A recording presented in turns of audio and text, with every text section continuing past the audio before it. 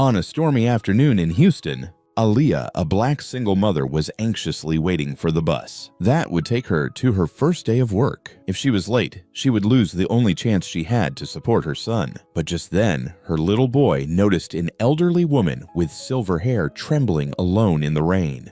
Aaliyah froze when she realized the woman was about to fall off the bench. She knew that if she ran to help, she would miss the bus and lose her job. But seeing the woman nearly unconscious, Aaliyah rushed toward her. She carried her into a small store, warmed her up, fed her, and called for help, never knowing that this single act would change her entire life. Before we go back, let us know where you're watching from, and subscribe because tomorrow I've got something extra special for you.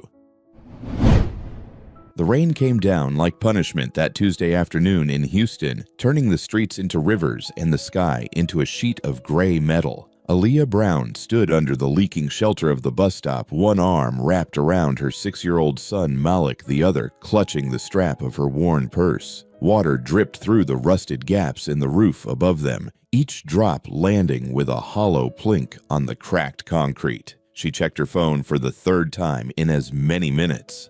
4:47 p.m. The bus was late again. Her shift at Morrison's Diner started at 5:30, and this was her first day. A probationary shift that could mean the difference between keeping a roof over their heads or joining the growing line at the shelter downtown. The manager had been clear: show up on time or don't bother showing up at all. Aaliyah's stomach twisted with an emptiness that had nothing to do with hunger, though she hadn't eaten since yesterday morning. The $23 in her wallet, her last $23, had gone to a kid's meal at a fast food place 2 hours ago. Malik had eaten half and insisted on saving the rest for later mama.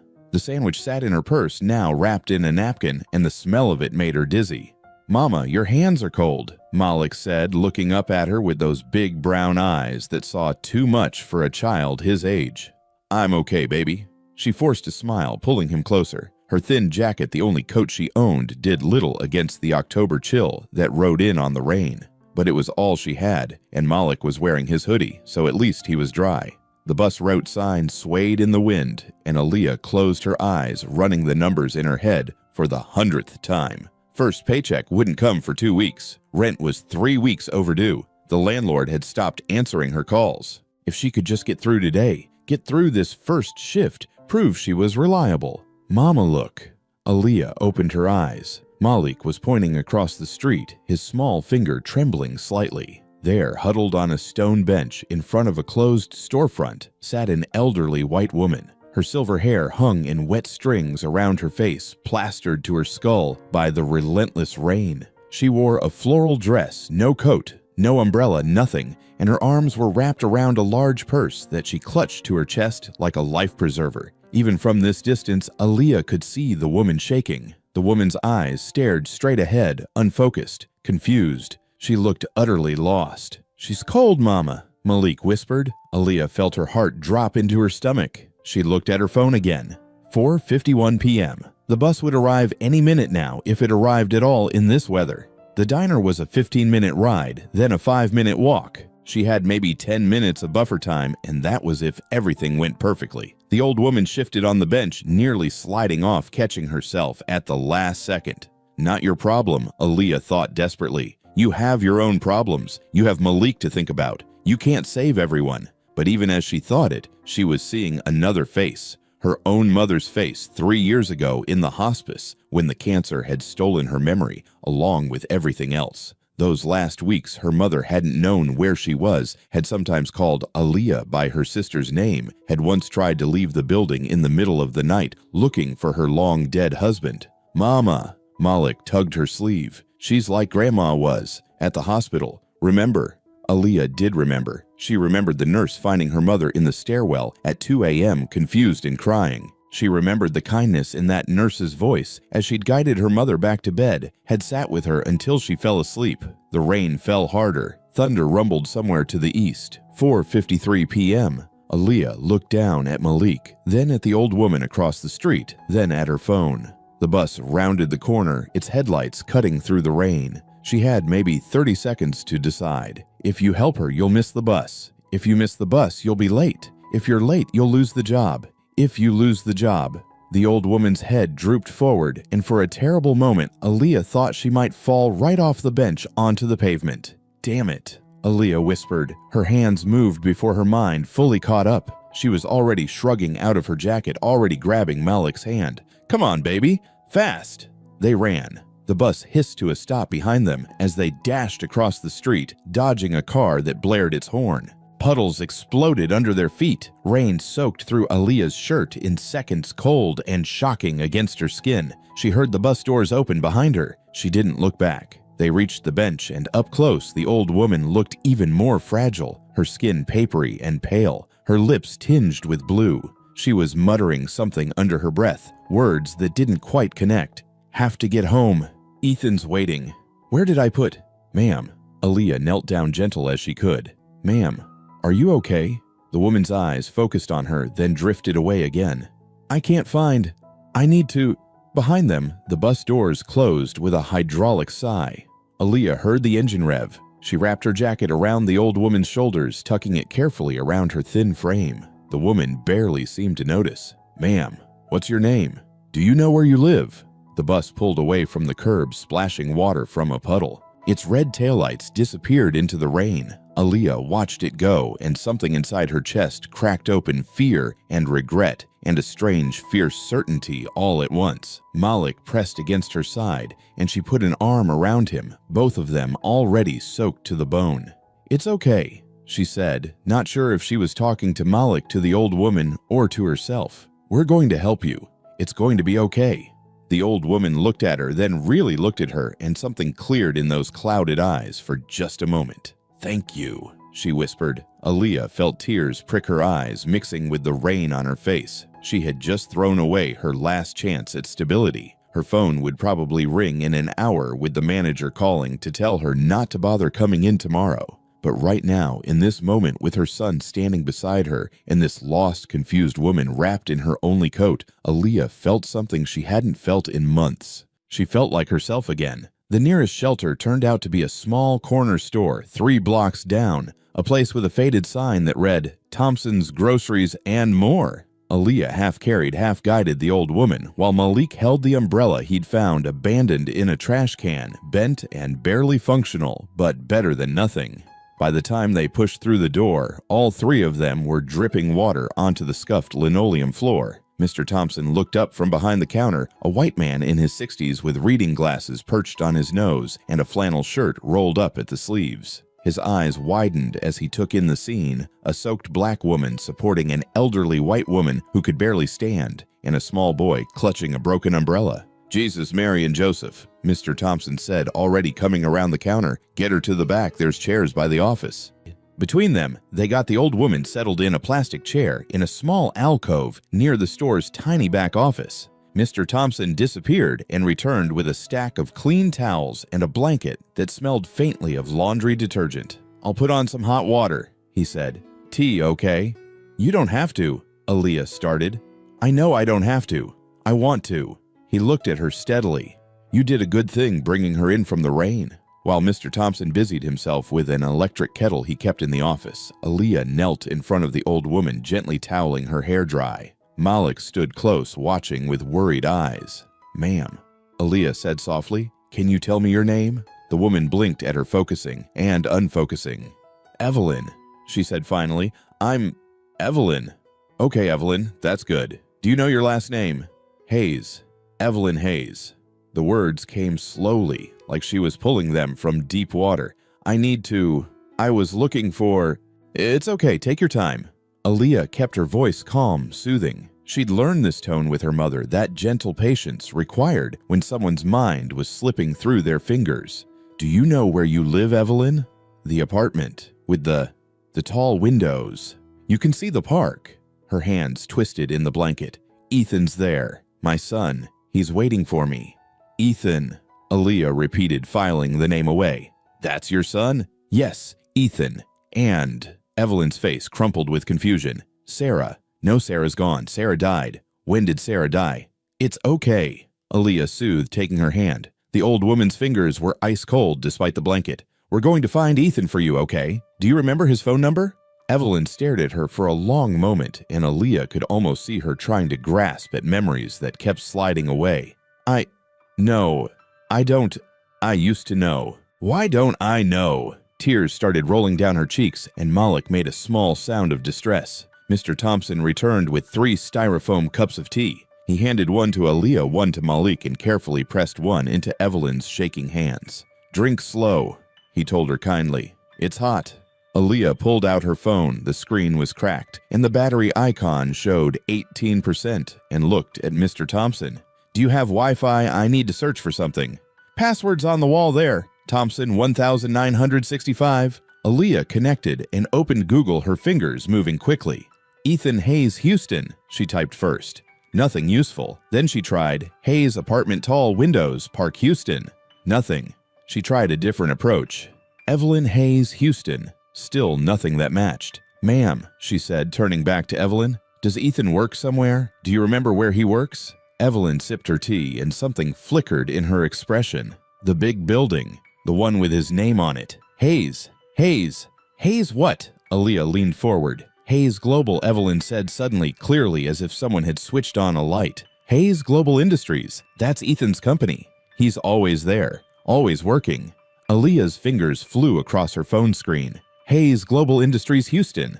The search results loaded, and her breath caught. Hayes Global Industries was a Fortune 500 company, headquarters in downtown Houston. CEO Ethan Hayes. She clicked on Contact and found a main office number. "Mr. Thompson," she said, her voice shaking slightly. "Can I use your phone? Mine's almost dead." He handed over the cordless phone from the office without question. Aaliyah dialed, her heart pounding. The phone rang twice, then a crisp female voice answered. "Hayes Global Industries. How may I direct your call?" "I need to speak with Ethan Hayes," Aaliyah said, trying to sound calm and authoritative. "It's urgent. It's about his mother." "Mr. Hayes is in a meeting. May I take a message?" "No, you don't understand. His mother is with me. She's confused and she was lost in the rain. I need to speak with him now." There was a pause. "I'm sorry, but I can't interrupt. Please." Aaliyah's voice cracked. "She's safe now, but she needs her son. Just tell him. Tell him someone found Evelyn." Another pause, longer this time. "Hold, please." The hold music was classical, something soft and expensive sounding. Aaliyah held the phone so tight, her knuckles turned pale. Malik leaned against her leg, and she ran her free hand through his damp hair. Evelyn hummed tunelessly, staring at her tea. 30 seconds passed. 45. Then a man's voice exploded through the line, breathless and frantic. "Where is she? Where's my mother? Is she hurt? Tell me where you are right now." "She's okay," Aaliyah said quickly. "She's safe. We're at Thompson's Groceries on Mr. Thompson. What's the address, Mr.?" Thompson rattled it off, and Aaliyah repeated it into the phone. "Don't move," the man Ethan said. His voice shook. "Don't let her out of your sight. I'm coming right now. 10 minutes. I'm leaving now." "We'll be here," Aaliyah promised. The line went dead. Aaliyah lowered the phone, and her hands were trembling. She looked at Evelyn, who was humming again, seemingly content now that she was warm and dry. Mr. Thompson cleared his throat. "You want some soup?" he asked. "Got some cans in the back. Chicken noodle." Aaliyah's stomach cramped at the mention of food. She opened her purse and pulled out her wallet, knowing what she'd find: $23. All the money in the world to her right now. She looked at Evelyn, at her thin frame, and the way her hands still shook slightly. She looked at Malik, who hadn't complained once, even though she knew he must be hungry too. She thought about the job she'd just lost, about the landlord who wouldn't answer her calls, about the electricity bill that was 2 months past due. Then she thought about her mother and how she'd give anything for one more day to take care of her. "Mr. Thompson," Aaliyah said quietly, "how much for a can of soup and some crackers? For you free." "No," Aaliyah shook her head. "I can pay." She put $15 on the counter, more than the soup and crackers cost, she was sure, but it felt important. Important to give something to not just take. "And could you heat it up for her?" Mr. Thompson looked at the money, then at her, and something understanding passed between them. He took the bills without comment. "Coming right up." While they waited, Aaliyah found a bottle of cold medicine on one of the shelves. Her last $8 went toward that. Evelyn was shivering despite the blanket, and the last thing she needed was pneumonia. When the soup came, Aaliyah held the bowl while Evelyn ate, guiding the spoon when the old woman's hands shook too much. Malik sat on the floor, leaning against Aaliyah's legs, quiet and watchful. "You're very kind," Evelyn said between spoonfuls. She looked at Aaliyah with clearer eyes, now warmer from the tea and soup. "What's your name, dear?" "Aaliyah." "Aaliyah," Evelyn repeated. "That's a beautiful name. Sarah would have liked you." "Who's Sarah?" "My daughter." "She—" Evelyn's face clouded again. "She's not here anymore, but you remind me of her. She was kind too." Aaliyah felt her throat tighten. "Thank you." They sat in comfortable silence until headlights swept across the storefront windows, bright, expensive headlights attached to a black Mercedes sedan that looked like it cost more than Aaliyah had earned in the last 5 years combined. The car barely stopped before the driver's door flew open and a man rushed out. He was in his late 30s, Aaliyah guessed, wearing a suit that probably cost $1,000, his dark hair slightly disheveled like he'd been running his hands through it. His face was tight with worry and fear, and something that looked like barely contained panic. Ethan Hayes burst through the door of Thompson's Groceries like a man fleeing a burning building. "Mom!" He spotted Evelyn and was across the room in 3 strides, dropping to his knees in front of her chair. "Mom, oh my God, are you okay? Are you hurt?" "Ethan." Evelyn looked at him confused for a moment, then her face brightened with recognition. "There you are. I was looking for you." "I know, Mom. I know." He took her hands, checking her over with desperate eyes, her face, her arms, making sure she was really there and really whole. "You can't do this. You can't leave like that. I've been searching for 2 hours. I thought—" His voice broke. Evelyn patted his cheek with one trembling hand. "Don't fuss. I'm fine. This nice girl helped me." Ethan turned, then seeming to register Aaliyah's presence for the first time. He stood slowly, taking in the sight of her soaked clothes, still damp, no coat exhaustion written in every line of her face. Malik pressed closer to his mother's side, suddenly shy. "You found her," Ethan said, his voice rough. "You called me." "Yes, sir." "Where was she?" "On a bench. On Westheimer, near the bus stop. She was alone in the rain." Something passed across Ethan's face, horror, guilt, gratitude all at once. "How long were you with her?" Aaliyah checked her phone. 6:32 p.m. Nearly 2 hours. 2 hours passed when her shift should have started. "A while," she said simply. Ethan's eyes moved to her son, then back to her face. He seemed to be adding something up her clothes, her son, the time of day. "You were waiting for the bus." It wasn't a question. "Yes. And you got off to help my mother." Aaliyah didn't answer. She didn't need to. Ethan closed his eyes for a moment, and when he opened them again, they were bright with unshed tears. "Thank you," he said, and the words sounded like they were being pulled from somewhere deep inside him. "Thank you for stopping. Thank you for staying with her. Thank you for keeping her safe." "Anyone would have done the same," Aaliyah said quietly. "No," Ethan said, and his voice was certain. "No, they wouldn't have." Ethan insisted on paying for everything at Thompson's, the soup, the medicine, and $100 more that he pressed into Mr. Thompson's hand for your kindness. Then he turned to Aaliyah. "Please let me drive you home," he said. "Both of you. It's the least I can do." Aaliyah wanted to refuse. She'd learned a long time ago that accepting help from people with money often came with strings-attached expectations she couldn't meet. But Malik was swaying on his feet, exhausted, and the thought of waiting for another bus in the rain made her bones ache. "Okay," she said. "Thank you."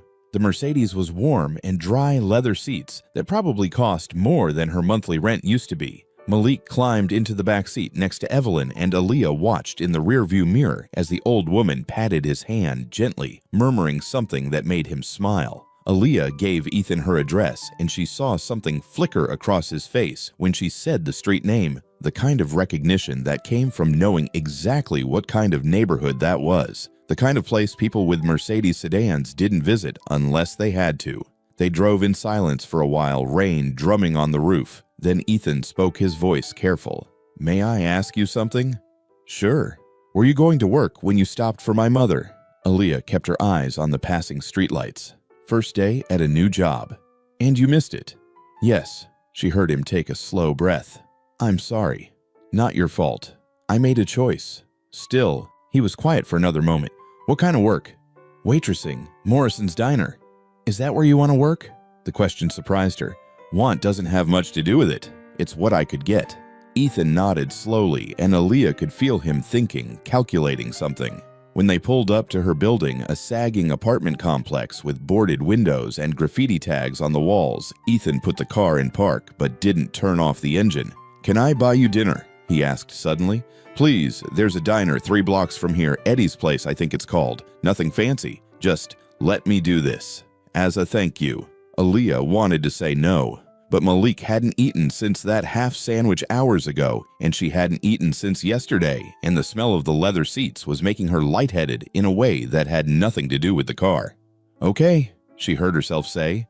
"Just dinner, then we need to get home." Eddie's Place was one of those old-school diners with red vinyl booths and checkered floors, the kind of place that served breakfast all day, and had waitresses who called everyone hun. They slid into a booth, Evelyn and Ethan on one side, Aaliyah and Malik on the other, and a tired-looking waitress brought them menus and water. Aaliyah ordered a grilled cheese for Malik and a cup of soup for herself, the cheapest things on the menu, even though Ethan was paying. Ethan ordered burgers for himself and his mother, then looked at Aaliyah. "You're not hungry?" he asked gently. "I'm fine." "When did you eat last?" The question was so direct it caught her off guard. She didn't answer. Ethan closed his menu and looked at the waitress. "She'll have the club sandwich with fries. And a chocolate shake for the young man here." "I don't need," Aaliyah started. "I know you don't need it," Ethan said quietly. "I'd like to give it to you anyway.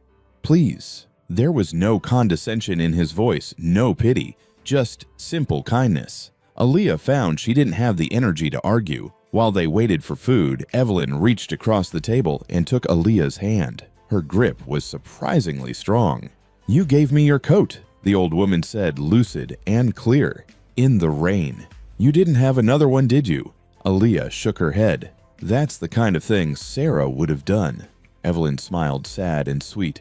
"My daughter. She died 3 years ago. Cancer." "I'm sorry," Aaliyah said softly. "My mother died 3 years ago too. Same thing." Something passed between them, then a recognition of shared grief that needed no words. Ethan watched this exchange, his jaw tight. "Mom's been struggling since Sarah passed. The doctors say it's a combination of grief and early-stage dementia. Some days she's perfectly clear. Other days..." He trailed off, looking at his mother with such love and such fear that it made Aaliyah's heart ache. "She's gotten out 3 times this month. Once we found her at Sarah's old apartment trying to get in. Once at the cemetery. Today she found someone who stopped." Aaliyah finished. "Yes." The food arrived and they ate mostly in silence. Aaliyah tried not to inhale her sandwich, but it was the best thing she'd tasted in weeks. Malik devoured his grilled cheese and half of her fries, and his chocolate shake made him bounce with sudden energy. Evelyn smiled at him. "You're a good boy," she told him. "What's your name?" "Malik, ma'am." "Malik. That's a strong name. Do you take care of your mother?" Malik nodded seriously. "I try to." "I can tell." Evelyn looked at Aaliyah. "You're doing a good job with him." "Thank you," Aaliyah said, and found her eyes burning with sudden tears. It had been so long since anyone had said anything kind about her parenting, about her life. So long since she'd felt like she was doing anything right. After dinner, Ethan walked them to his car, but before he opened the door, he turned to Aaliyah. "I want to offer you something," he said, "and I need you to hear me out completely before you answer." Aaliyah tensed. Here it came, whatever strings were attached to the free meal and the kind words.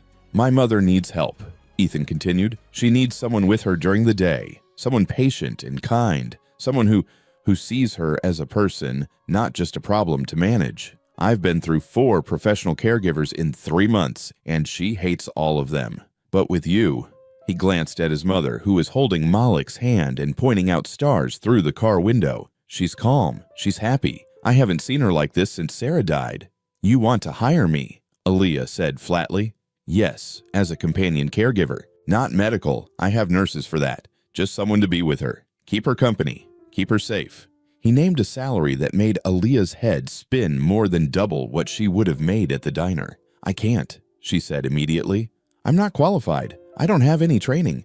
You kept a confused elderly woman calm and safe for 2 hours. You got her warm and fed. You found me. That's all the qualification I need." Ethan ran a hand through his hair. "I know this seems strange. I know you have every reason to be suspicious, but I'm asking you to think about it. I'll provide health insurance for you and your son. I'll cover a small apartment near my building so you don't have to commute far.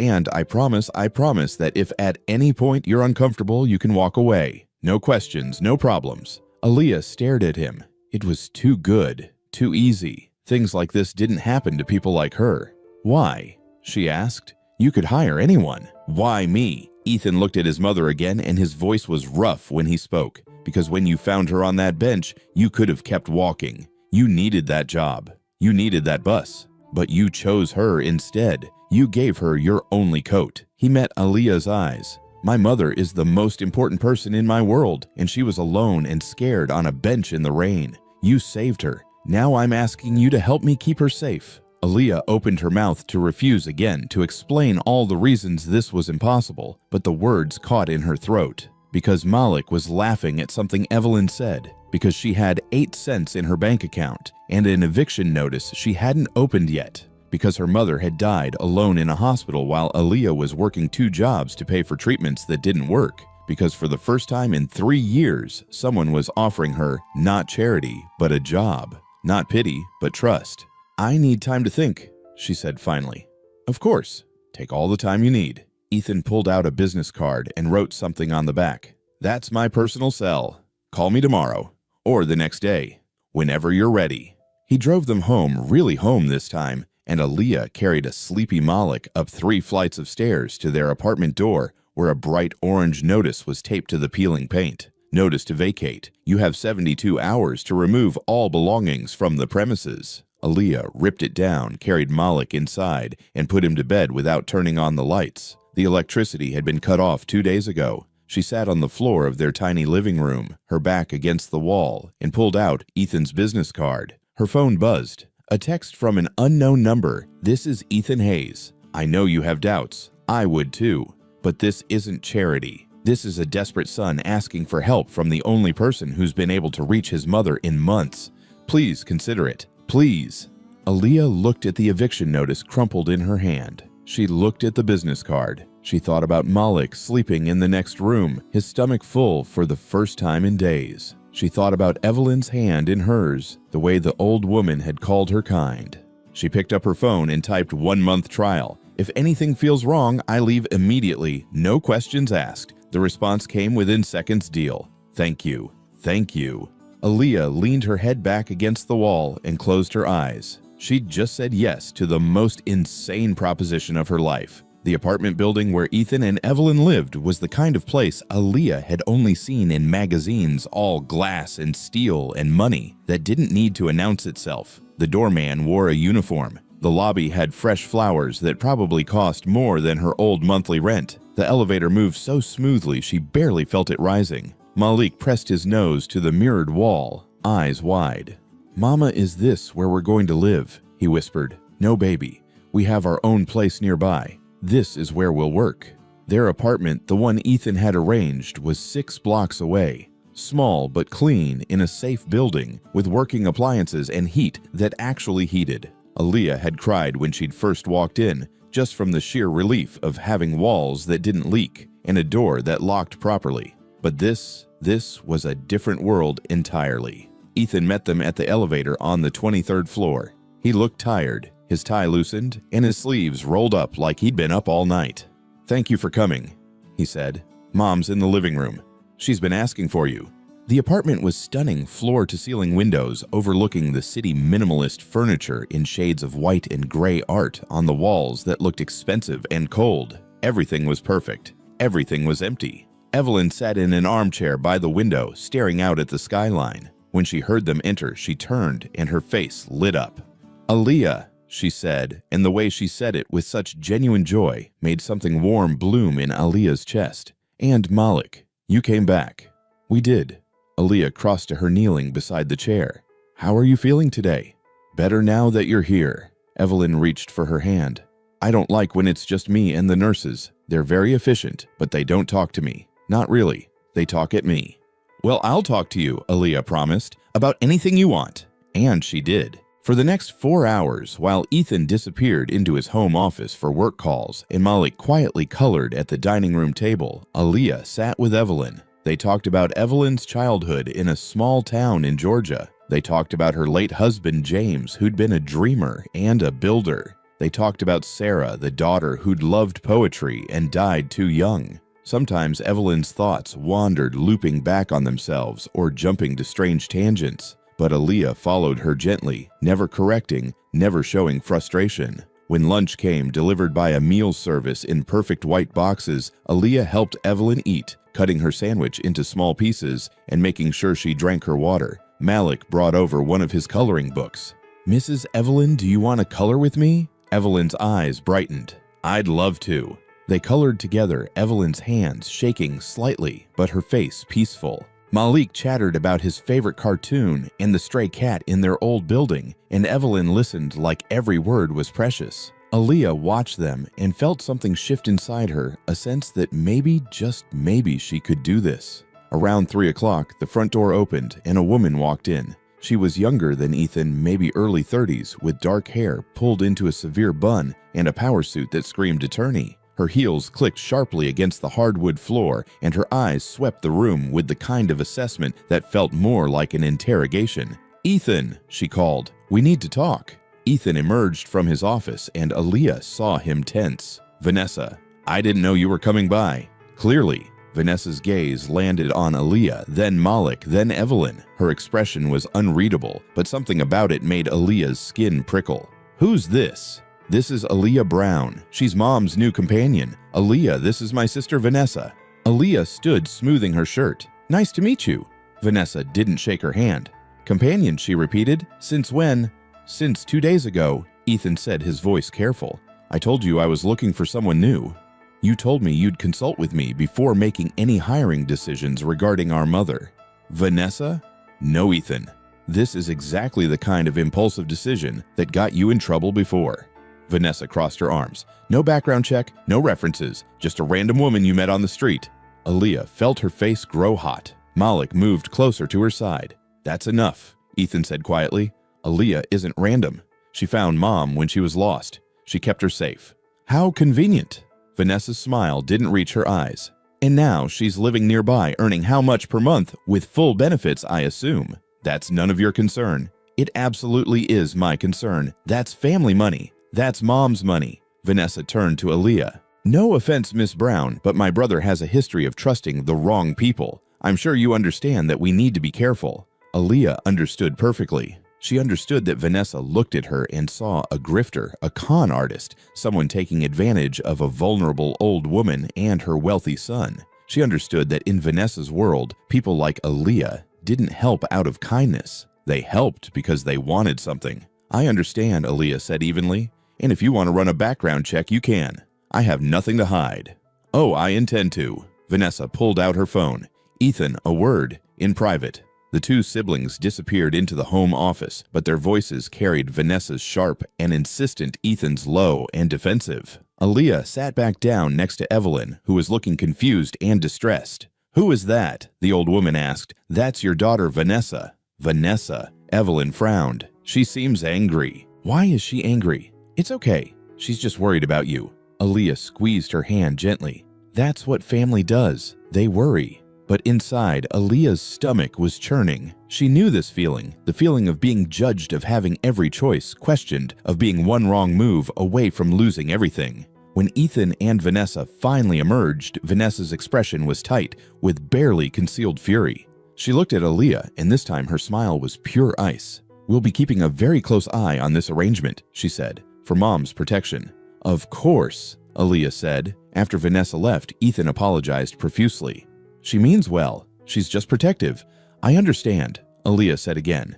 And she did. But understanding didn't make it hurt less. The rest of the week passed in a careful rhythm. Aaliyah arrived each morning at 8, spent the day with Evelyn, and left at 5. Malik came with her most days, and Evelyn seemed to love having him around. The old woman was more animated with the boy there, more present. But Aaliyah could feel Vanessa's presence, even when she wasn't there, in the way Ethan sometimes hesitated before leaving them alone, in the occasional question about her past that felt more like a test than curiosity. On Friday afternoon, Aaliyah took Evelyn down to the small park in the building's courtyard. It was a beautiful fall day, warm enough to sit outside. Malik pushed Evelyn's wheelchair. She didn't always need it, but today her legs were weak, and they fed the birds with bread Aaliyah had brought. Ethan came home early and found them there. Aaliyah looked up to see him standing by the courtyard entrance, watching them. For a moment, his face was unguarded, and she saw raw hope, their hope that his mother might be okay, that this strange arrangement might actually work. Then his phone rang, and the moment passed. That evening, Vanessa made another unannounced visit. This time, she barely acknowledged Aaliyah just spoke quietly with Ethan in the hallway. But Aaliyah caught fragments of the conversation, investigating her background. "You're making a mistake. What if she's just waiting for the right moment?" Aaliyah gathered her things and collected Malik, ready to leave. Ethan walked her to the elevator. "I'm sorry about my sister." "It's fine." "It's not fine. You've been nothing but good to my mother, to us." Aaliyah pressed the elevator button. "She loves her family. That's not a bad thing." "No," Ethan agreed, "but sometimes love can look a lot like control." The elevator arrived and Aaliyah stepped inside with Malik. As the doors began to close, she saw Vanessa appear in the hallway, behind Ethan, her phone pressed to her ear, her eyes fixed on Aaliyah with an expression that promised trouble. The doors closed. "Mama," Malik said quietly, "that lady doesn't like us." "I know, baby." "Are we going to have to leave?" Aaliyah pulled him close. "I don't know. But whatever happens, we'll be okay. We always are." She tried to sound confident. But as they rode down to the lobby, all she could think about was Vanessa's cold smile and the feeling that she was standing on ice that was already beginning to crack. The bomb dropped on a Tuesday morning. Aaliyah was helping Evelyn with breakfast when Ethan emerged from his office, his face ashen. Behind him, Vanessa stood in the doorway, holding a manila folder like a weapon. "We need to talk," Vanessa said, and her voice had the sharp finality of a judge pronouncing sentence. Aaliyah's stomach dropped. She carefully set down Evelyn's teacup and straightened, forcing herself to meet Vanessa's gaze. "Malik, honey, why don't you go color in the other room?" Aaliyah said quietly. "But Mama, now please." Malik reluctantly gathered his things and disappeared into the guest bedroom, leaving Aaliyah standing alone in the living room, like a defendant awaiting verdict. Vanessa walked over slowly, deliberately, her heels clicking against the floor with each measured step. She dropped the folder onto the coffee table with a sharp slap. "I had you investigated," she said, "thoroughly." "Vanessa," Ethan started, but his sister held up a hand. "No, Ethan, you need to hear this." She flipped open the folder, pulling out papers one by one, like a prosecutor presenting evidence. Aaliyah Brown, 30 years old, high school graduate, 1 year of community college before dropping out. No degree, no certifications, no professional caregiver training whatsoever. "I never claimed to have training," Aaliyah said, keeping her voice steady even as her heart hammered. "No, you didn't. But here's what you also didn't mention." Vanessa pulled out another page. "Arrested 2 years ago for criminal trespassing." The room went silent except for the sound of Evelyn humming softly to herself, unaware of the tension crackling through the air. "That's not," Aaliyah began. "It's right here in black and white." Vanessa thrust the paper toward her. "You broke into an apartment building. The police were called. You were taken into custody." "I didn't break in," Aaliyah said, her voice shaking now. "That was my apartment. My son's medication was inside, and the landlord had illegally changed the locks while I was at work. I had every right." The charges were filed. The charges were dropped. Aaliyah's composure cracked. "Because I proved it was my apartment, and what the landlord did was illegal. Call them. Call the police department. They'll tell you." Vanessa continued as if Aaliyah hadn't spoken. "Evicted from 2 apartments in 3 years. $5,000 in credit card debt. Multiple accounts in collections." She looked up, her expression somewhere between pity and disgust. "You're desperate, financially unstable, and now you've inserted yourself into the life of a wealthy, vulnerable, elderly woman and her trusting son." "That's not what happened," Aaliyah said, but her voice was weak now, defeated, because she could see how it looked, see how easily the pieces of her messy, struggling life could be rearranged into a narrative of manipulation and greed. Ethan was staring at the papers, his jaw tight. "Aaliyah, why didn't you tell me about the arrest?" "I did tell the employment agency when you had them do the initial screening. They verified everything. They cleared me." She looked at him, pleading now. "You can call them. They'll confirm." "Or maybe they didn't look hard enough," Vanessa interjected. "Or maybe you have a very convincing story." She turned to her brother. "Ethan, this is exactly what happened with Marcus. Remember, your former business partner who you trusted completely, who had access to everything, who stole $300,000 before we caught him." Ethan flinched at the name. "She's not Marcus," he said, but there was doubt in his voice now. Aaliyah could hear it, and it cut deeper than Vanessa's accusations. "How do you know?" Vanessa pressed. "You met her 3 weeks ago. 3 weeks, Ethan. And you've already given her access to Mom to this apartment to your trust. You're paying her more than most caregivers make in 6 months. You've set her up in an apartment. Stop." Ethan's voice was quiet but firm. "Just stop." Vanessa fell silent, but her eyes remained fixed on Aaliyah with cold certainty. Ethan turned to Aaliyah, and the look on his face, the uncertainty, the suspicion was worse than anything Vanessa had said. "Is any of this wrong?" he asked. "The debts, the evictions, the arrest. The facts are right," Aaliyah said, her throat tight. "But the context, the why behind them, that's not in any police report. My mother got sick. I took time off work to care for her. I lost my job. I used credit cards to pay for her medications because insurance wouldn't cover them. After she died, I couldn't catch up. I tried.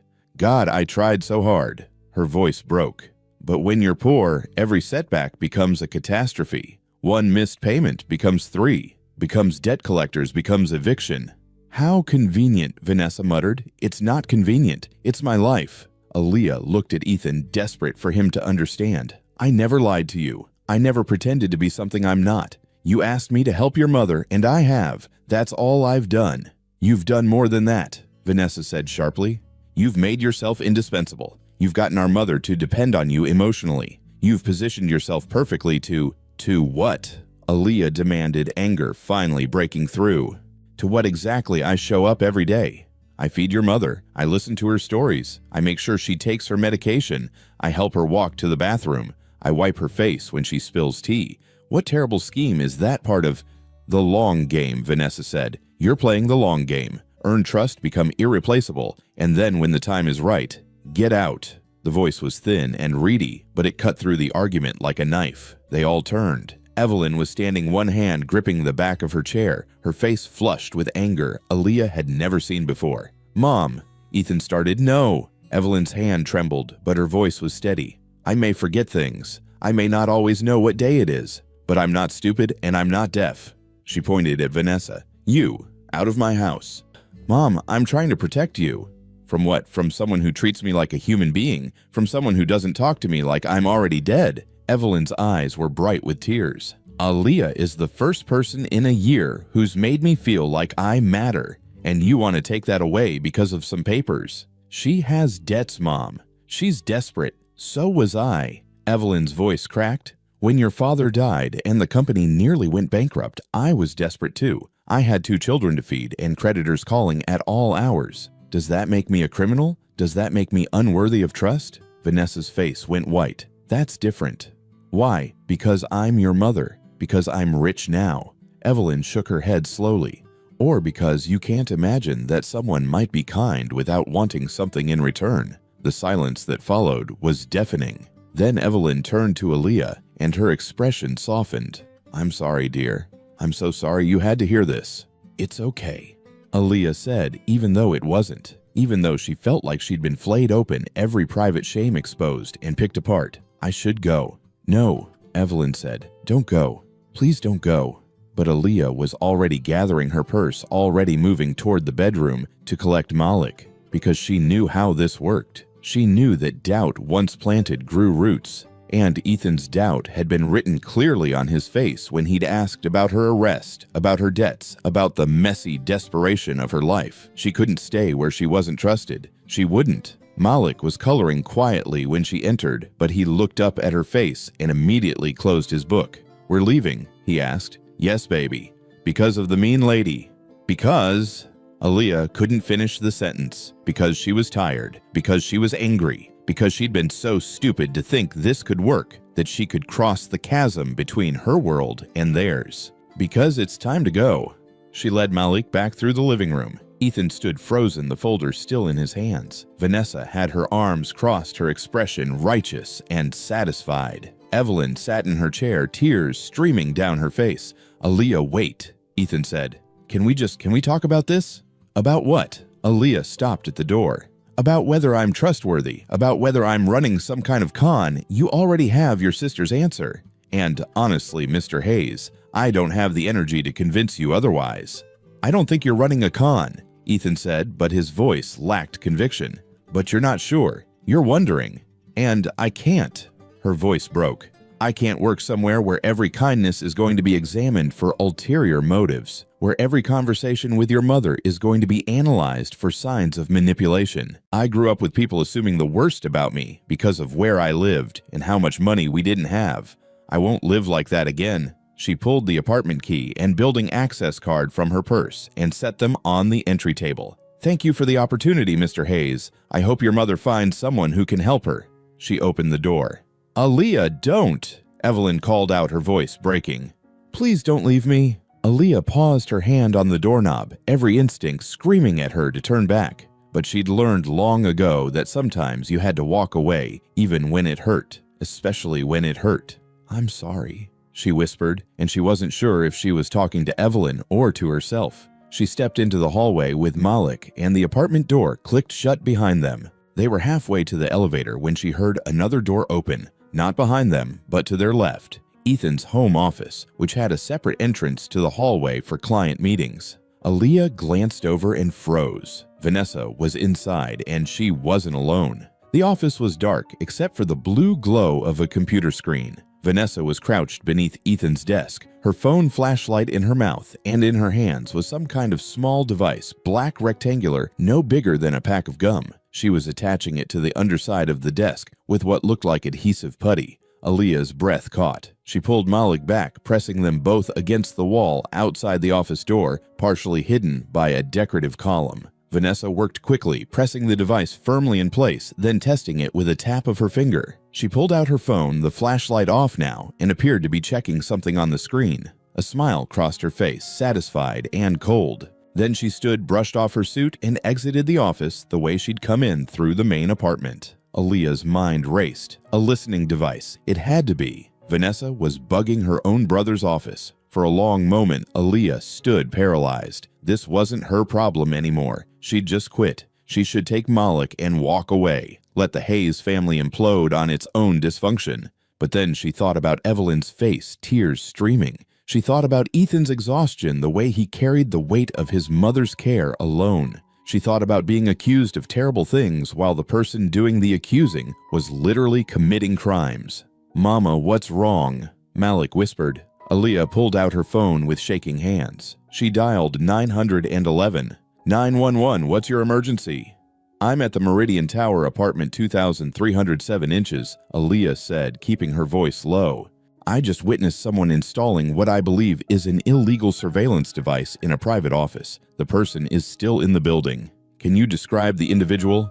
White female, early 30s, dark hair, wearing a gray suit. Her name is Vanessa Hayes. She's the sister of the apartment's owner, Ethan Hayes. There was a pause.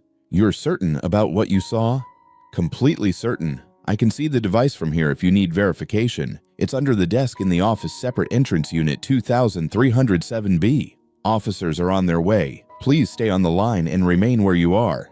Aaliyah hung up anyway. She wasn't supposed to be here anymore. She'd already quit, already walked away. But she couldn't leave Ethan completely in the dark. She texted his number. Before I leave for good, check your office camera footage from the last 10 minutes. Check under your desk. I called the police. I'm sorry. Aaliyah, then she took Malik's hand and walked to the elevator, pressing the button. The elevator arrived just as she heard sirens in the distance. They rode down in silence. When they reached the lobby, 2 police cruisers were pulling up outside. Aaliyah pointed the officers toward the 23rd floor, gave a brief statement, and provided her contact information.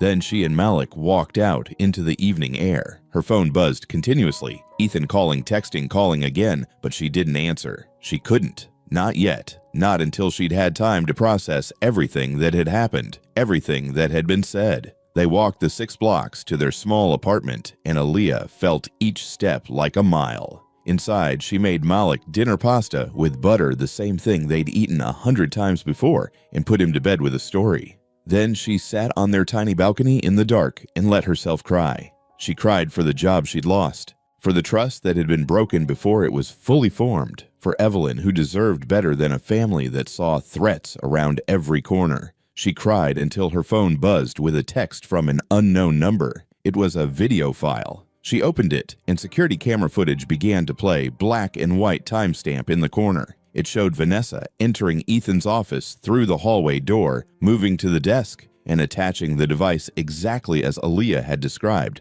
Another text followed, this time from Ethan's number. The police arrested her. She's claiming she was just trying to protect me from you. They found 2 other listening devices, one in Mom's room, one in the kitchen. She's been recording us for weeks. I'm sorry. I'm so sorry. I should have trusted you. I should have believed you. Please call me. Please. Aaliyah stared at the messages for a long time. Then she turned off her phone, wrapped herself in a blanket, and sat in the darkness until dawn. Aaliyah didn't call Ethan back for 3 days. She spent that time in a strange limbo, not quite homeless, but no longer employed, not quite broke, but with no clear path forward. She'd been given 2 weeks severance pay, delivered by a courier who'd also brought a handwritten note from Ethan that she hadn't opened yet. On the 4th day, there was a knock on her door. Through the peephole, she saw Ethan standing in the hallway holding a cardboard carrier with coffee cups and what looked like pastries. He looked terrible, unshaven, rumpled his eyes, shadowed with exhaustion. Aaliyah opened the door halfway. "Hi," Ethan said. His voice was hoarse. "Can I come in, please?" She hesitated, then stepped aside. Ethan entered her small apartment, and she saw him take it in the worn furniture, the kitchen table that wobbled, the walls that needed paint. He didn't comment, just set the coffee and pastries down carefully. "I didn't know if you drank coffee," he said. "I brought tea too, just in case. And some things for Malik chocolate croissants. I think kids like those." "Ethan." He stopped looking at her with such raw misery that Aaliyah almost felt sorry for him. "I'm sorry," he said. "I know I already said that in the text, but I need to say it to your face. I'm sorry I doubted you. I'm sorry I didn't shut Vanessa down immediately. I'm sorry I let her make you feel like a criminal when you've been nothing but good to my mother, to all of us." Aaliyah crossed her arms, leaning against the kitchen counter. "Your sister bugged your apartment." "She did. She's been doing it for months, apparently, ever since our last caregiver quit. She told the police she was monitoring the situation to protect Mom and me from potential threats." He laughed bitterly. The irony is that the only threat was her. She was so convinced that everyone was trying to take advantage of us that she became the one violating our privacy, our trust. What's going to happen to her? She's facing charges, illegal surveillance, invasion of privacy. Our family lawyer is working on a plea deal, mandatory therapy, community service probation. No jail time if she complies. Ethan ran a hand through his hair. "She's sick, Aaliyah. I know that doesn't excuse what she did to you, but she's been spiraling since Sarah died. Obsessing over protecting Mom, over making sure no one could hurt us again. It turned into paranoia." "I'm sorry," Aaliyah said and meant it. "That must be hard for you." "It is, but it doesn't change what happened, what I did." He looked at her directly. "I let fear make my decisions. I let Vanessa's paranoia become my paranoia. And I accused you, someone who'd done nothing but show kindness, of being a con artist. That was wrong. And I'm sorry." Aaliyah was quiet for a moment. "Your mother," she said finally. "How is she?" Ethan's face crumpled. "Not good. She's been asking for you every day. She doesn't understand why you left. I've tried to explain, but..." He shook his head. "She just keeps saying, 'I want to see Aaliyah. Where's Malik?' It's breaking my heart." "Ethan, I know I have no right to ask anything of you. I know you should tell me to leave and never contact you again. But I'm asking anyway." He pulled out a folder similar to the one Vanessa had brought, but new, unstained by her poison. "This is a new contract, different terms, more protections for you." He opened it, showing her the pages. "First, everything is in writing. Job description, salary, benefits, termination clauses. All of it clear and legal.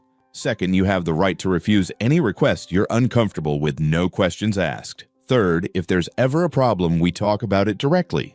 No investigations, no surveillance, no going behind anyone's back. And fourth," he pulled out another sheet. "This is a letter from my lawyer confirming that your background has been thoroughly reviewed and cleared. No arrests, no concerns, nothing that would prevent you from working with vulnerable adults. This is your proof in writing that you are exactly who you say you are." Aaliyah took the papers with trembling hands. everything she'd needed to hear written down in black and white.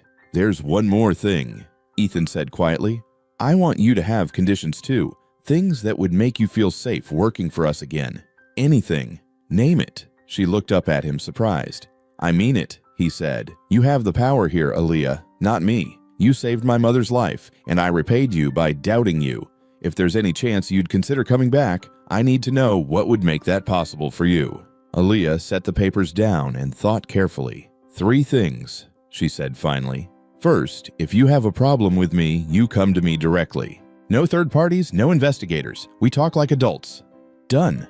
Second, Vanessa doesn't get unsupervised access to your mother while I'm working. If she visits, either you're there or I'm allowed to leave. I won't subject myself to her accusations again, and I won't let her upset Evelyn." Ethan nodded grimly. "Already arranged. She's not allowed in the apartment without my presence, and only after she completes therapy. If she violates that, she loses access entirely. Third," Aaliyah paused, "I want to finish my education. I dropped out of community college to care for my mother, and I've always regretted it. If I'm going to really do this as a career, I want proper training. I want to become a certified nursing assistant, maybe more. I'll need time for classes for studying." "We'll make it work," Ethan said immediately. "Whatever schedule you need. I'll hire additional help for the hours you're in class, and I'll cover tuition books, everything.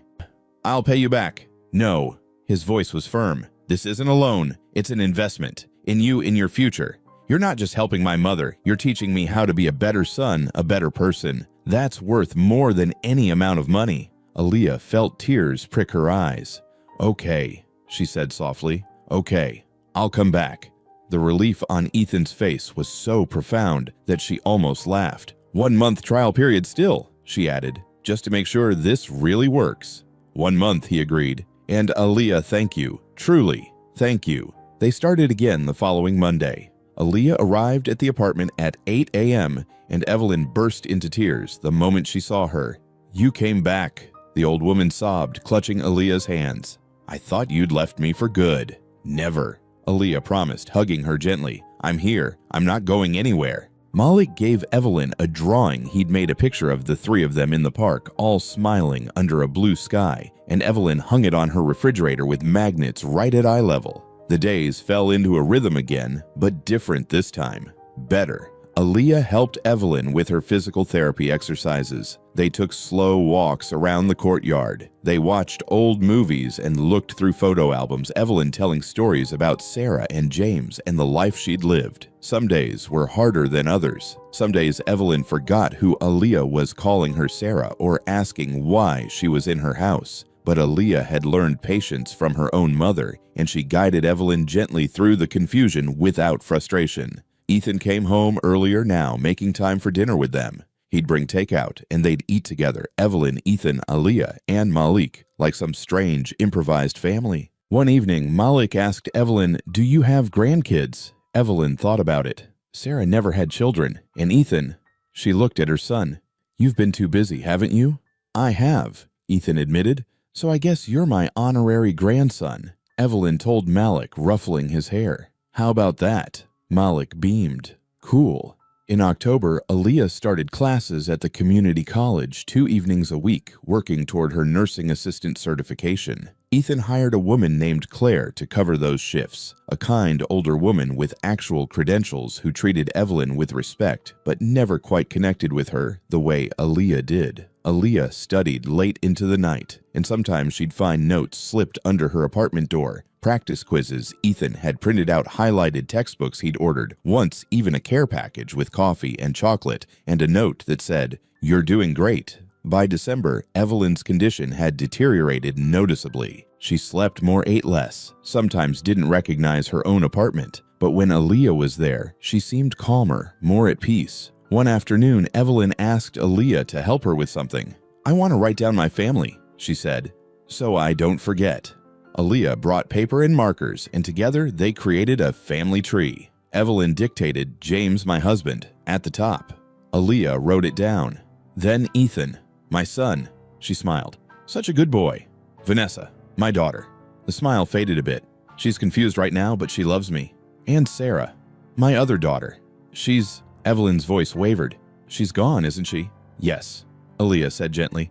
"But she's still part of your family. We'll write her down too." Evelyn nodded, tears in her eyes. They filled in the tree together, and then Evelyn pointed to a blank space. "There," she said. "Write Aaliyah. Mrs. Hayes, this is your family tree. And your family," Evelyn said firmly.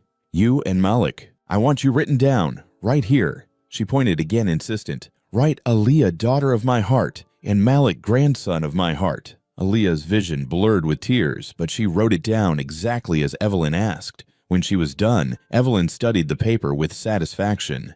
"There," she said. "Now." It's complete. Winter came, and with it, the inevitable. Evelyn's lucid moments became rarer. She stopped eating much, she slept most of the day, and when she woke, she was often confused about where she was, what year it was, who was president. But she always knew Aaliyah. "You're the girl with the coat," she'd say, smiling. "You gave me your coat in the rain." "That's right," Aaliyah would say, holding her hand. "I did. That was very kind. You're worth it." One February morning, Aaliyah arrived to find Ethan red-eyed and exhausted. "She had a bad night," he said. "The hospice nurse said it won't be long now." Aaliyah's heart clenched, but she nodded. She'd known this was coming. They all had. She spent the day sitting beside Evelyn's bed, holding her hand, talking softly. Malik sat on the floor doing homework, occasionally looking up to smile at the old woman who'd become his grandmother. Ethan came in and out, making phone calls, handling arrangements, but always returning to sit on the other side of his mother's bed. As evening fell, Evelyn opened her eyes. They were clearer than they'd been in weeks, focused and present. "Aaliyah," she whispered, "I'm here. I want to tell you something." Evelyn's grip on her hand was weak but steady. "That day, the day you found me. Yes, you gave me soup, and your coat, and your time." She paused, gathering strength. "You thought it was nothing, just a small kindness. But to me," her voice broke, "to me it was everything, because I was so lost and so alone, and you saw me, really saw me. You made me matter." Tears streamed down Aaliyah's face. "You've always mattered. Because of you, I had these months, these beautiful months with my son, with you, with Malik. I wasn't alone." Evelyn's eyes moved to Ethan. "Thank you for listening to me, for bringing her back." "Mom," Ethan's voice cracked. "And you." She looked at Malik, who'd moved closer to the bed. "You made me laugh again. That's a gift, young man. Don't ever forget how important laughter is." "I won't, Grandma Evelyn," Malik whispered. Evelyn smiled. "Grandma Evelyn, I like that." She closed her eyes, then still smiling, and her breathing slowed. Aaliyah, Ethan, and Malik sat with her as the light faded outside the windows, as the city below lit up with its 1,000 lights, as the world continued turning.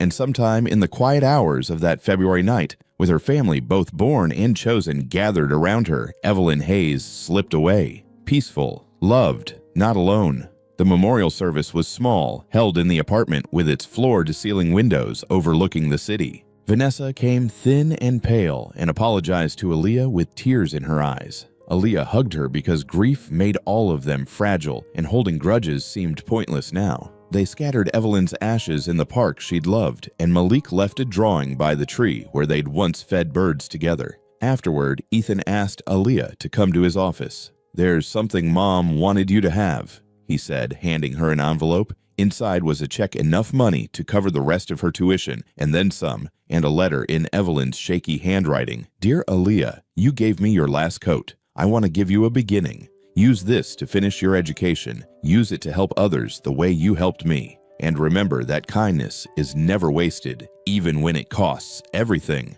Love, Evelyn." Aaliyah held the letter to her chest and cried. 2 years later, Aaliyah walked across the stage in a blue gown and accepted her nursing degree. Malik cheered from the audience, sitting next to Ethan, who was beaming like a proud father. After graduation, Ethan made her an offer. "I want to start a foundation," he said, "in my mother's name, providing free or low-cost companion care for elderly people who can't afford it.